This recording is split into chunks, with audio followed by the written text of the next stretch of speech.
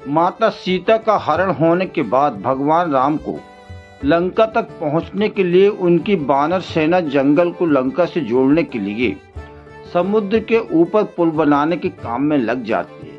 पुल बनाने के लिए पत्थर पर भगवान श्री राम का नाम लिखकर पूरी सेना समुद्र में पत्थर डालती है। भगवान राम का नाम लिखे जाने की वजह से पत्थर समुद्र में डूबने की बजाय तैरने लगते हैं। यह सब देखकर सभी वानर काफी खुश होते हैं और तेजी से पुल बनाने के लिए पत्थर समुद्र में डालने लगते हैं।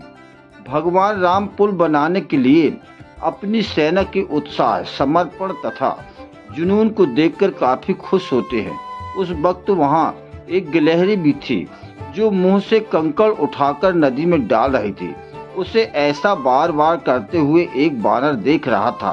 कुछ देर बाद वानर गिलहरी को देखकर मजाक बनाता है। वानर कहता है, हे गिलहरी, तुम इतनी छोटी सी हो, समुद्र से दूर रहो, कहीं ऐसा न हो कि तुम इन्हीं पत्थरों के नीचे दब जाओ।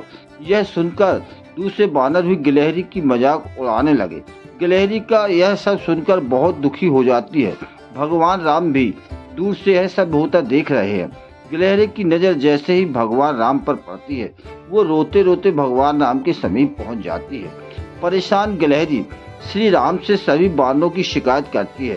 तब भगवान राम खड़े होते हैं और वानर सेना को दिखाते हैं कि गिलहरी ने जिन कंकड़ों व छोटे पत्थरों को फेंका था, वो कैसे बड़े पत्थरों को एक दूसरे से जोड़ने का काम कर रहे हैं। भगवान राम कहते हैं, अगर गिलहरी इन कंकड़ों को नहीं डालती तो तुम्हारे द्वारा फेंके गए सारे पत्थर इधर उधर बिखर जाते। ये गिलहरी के द्वारा फेंके गए पत्थर ही जो इन्हें आपस में जोड़े हुए हैं।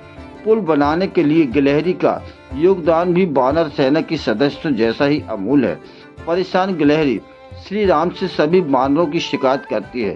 तब भगवान राम खड़े होते हैं और वानर सेना को दिखाते हैं कि गिलहरी ने जिन कंकड़ों व छोटे पत्थरों को फेंका था, वो कैसे बड़े पत्थरों को एक दूसरे से जोड़ने का काम कर रहे हैं। भगवान राम कहते हैं, अगर गिलहरी इन कंकड़ों को नहीं डालती तो तुम्हारे द्वारा फेंके गए सारे पत्थर इधर उधर बिखरे रहते।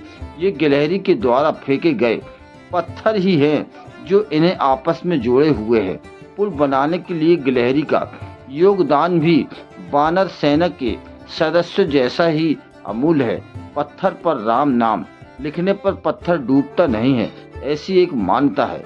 कि यह सब देखकर भगवान राम को भी लगा कि क्यों न मैं भी समुद्र में कुछ पत्थर डालूं। फिर भगवान श्री राम ने एक पत्थर उठाया और उसे समुद्र में छोड़ा। जब भगवान राम ने पत्थर को समुद्र में छोड़ा तो वह पत्थर डूब गया। यह सब क्रियाकलाप हनुमान जी देख रहे थे।